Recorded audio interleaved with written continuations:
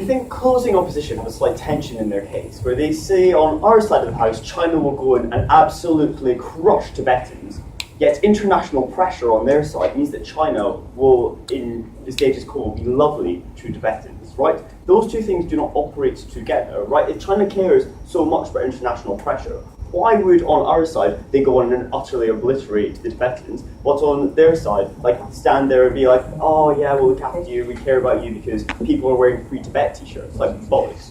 Particularly given, right, that they've got reason to stand up in the international community and say that they are standing alone, and that they don't care what people say, and that they want to be perceived as quite strong, right? So I'm going for the one where they don't give a shit about international pressure, because, like, just look at the dispute over the South China Sea, where they have just decided that they don't recognise the UN International Court of Arbitration about the Philippines over the Spratly Islands, right? In that dispute, they have an incentive to prove that actually they will stick for their borders, and that actually national security and their external borders are the things which are key, which is important when it comes to Tibet, because it is one of those borders, particularly when it's in a geopolitical dispute over Nepal with India, which is something which is entirely ignored by the closing cap, and Clinton brings it up. I'm looking at a couple of things in my speech. Firstly, about what is the reality of what is happening, because that seems to be something which is missing from a number of teams in this debate. And secondly, what are the interests of your history lesson was great, guys.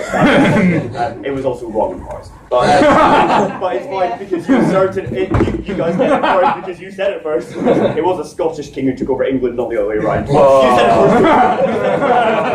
first. Sorry. You said it first, it was correct. It's fine. That's the way the laws work. Secondly, we're looking at the interests of Tibet, first in terms of self-determination, and secondly in terms of material. So let's look at the reality of it, because we get these guys talking about how international support is great, that's why we know about it. We've, like, opening government did a good job pointing out why nobody actually gives a shit about Tibet, other than wearing Free Tibet t-shirts. What we then get further on is from these guys about why it is that actually China really does care about this. I mentioned in my opening why it is that they've got many incentives to try and openly dispute what the international community is doing, because it threatens itself on other levels, for example the South China Sea, where it's currently in disputes with like 5 different countries in that region. It has an incentive to not go for those sorts of issues. Why is that important? Because we get these guys, like the assertion that, you know, it's going to go all well for these for Tibet, and it might do slightly better for it. We think that's problematic on a number of levels. Firstly, in terms of looking at, like, so I asked people for information about the response about the Dalai Lama and why it is that he doesn't want a new reincarnation of himself. And we get from opening opposition that, well, it's fine because it's just he doesn't want a Chinese one that can, you know, appoint him. Firstly, if they're so religious and care so much about this sort of stuff, why is it they're going to accept a Chinese one as opposed to having some sort of alternative which is born out of the the people who are Tibetan and are doing it? What Kalia points out to you is a signalling effect to Tibetans that is important, that it is recognised now, that the Dalai Lama doesn't think that this is an important thing to continue struggling for, or at least it is futile for them to continue struggling. So we think this is the perfect time for Tibetans to assimilate, because they view that figure in such high esteem, that given that he said he doesn't want a particular one who is meant to be born for freedom, that's important. But secondly, in terms of when we get this stuff about how Buddhism is, the Tibetans are religiously, intrinsically linked to independence, we don't think that's necessarily true. That's a result of those leaders pushing them towards the fact that they ought to be there and not assimilate. And we think that with the signalling effect and the status quo as it is, and the way things are going, that's important. What we think is important to recognise, right, is when we get the assertion from both government, both opposition benches about why it is that the Chinese state can never allow independent groups to have some degree of religious or religion within them, that's the misunderstanding of what happens in reality.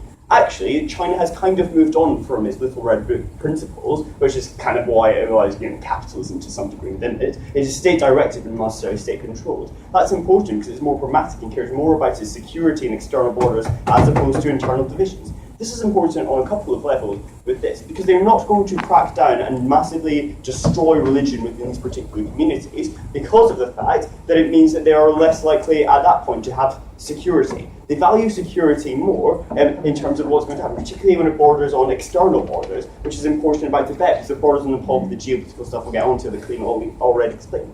What is important about this is that they are willing to accommodate religion if it is that the populace are more willing to be accepting of what the Chinese state is having overall control of, as opposed to fighting a battle with them. That means that China has an incentive to try and accommodate what the religions are doing and make an example of it, as they have done in other instances, particularly in comparison to its northwestern borders, right, where it is you've got more armed struggles happening against the Chinese state, and they can say, look, we will allow your individual religious freedoms to an extent, but we will not allow you, or will accommodate you with that, but we will not allow you fighting against the state. When it is that they're able to provide incentives for the Tibetans to go on and do this, it means that you're more likely to get both accommodation within Tibet, but also they have an incentive to do it, to make it an example to other communities and other regions which are fighting against the Chinese because they fear for the lack of religious freedom. So actually we think that China is actually currently more pragmatic than it is caring about its principles in the Little Red Book. What's this in terms of the interests of Tibet and Earth? Notice that you keep on saying China is more willing to accept religion, but you're ignoring our analysis about how politicized the Tibetan version of Buddhism is, and specifically about the importance of the leadership within that. The leadership has said it doesn't want to continue, right? They've literally said they do not want a reincarnation of